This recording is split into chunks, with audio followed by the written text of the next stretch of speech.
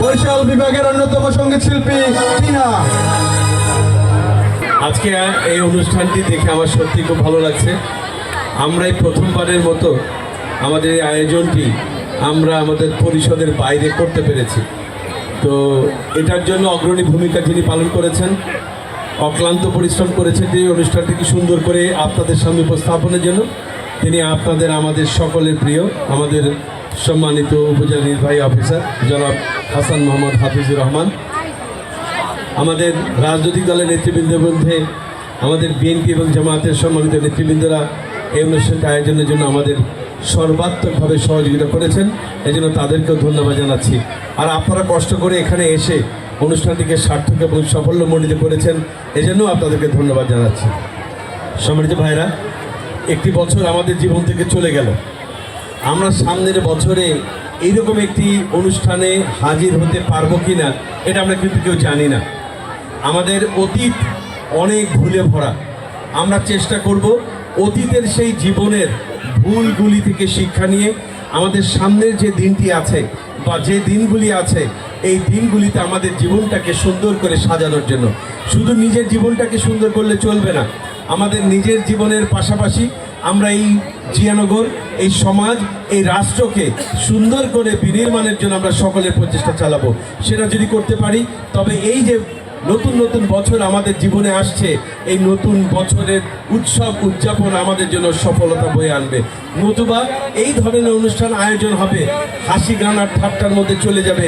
আমরা আমাদের নিজেদের জীবনে কিংবা সমাজে কিংবা রাষ্ট্রে এর কোনো কল্যাণ নিয়ে আসতে পারবো না।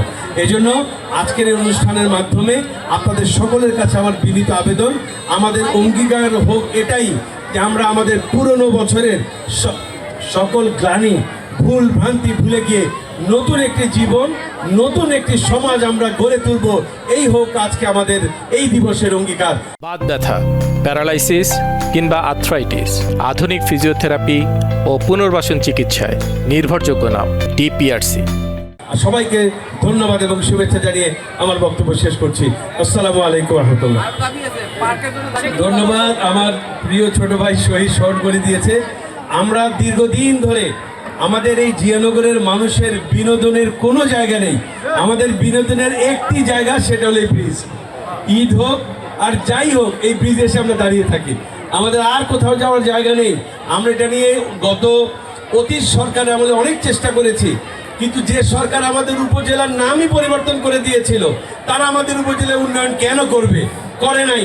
কিন্তু আলহামদুলিল্লাহ আমি আমাদের যে বর্তমান উপজেলা নির্বাহী অফিসার মহোদয় তিনি আছেন, তার পরামর্শ সহযোগিতা নিয়ে আমাদের এইখানে এই ব্রিজের নিচে একটি সুন্দর পার্ক করার জন্য আমি বন ও পরিবেশ মন্ত্রণালয়ের মাননীয় মন্ত্রীর সঙ্গে দেখা করেছি। 15 কোটি টাকার চাহিদা দিয়ে এসেছি। ইনশাআল্লাহ জুনের বাজেটে আমরা বরাদ্দ পাবো। এই বছরের মধ্যেই এখানে পার্কের কাজ শুরু হবে ইনশাআল্লাহ।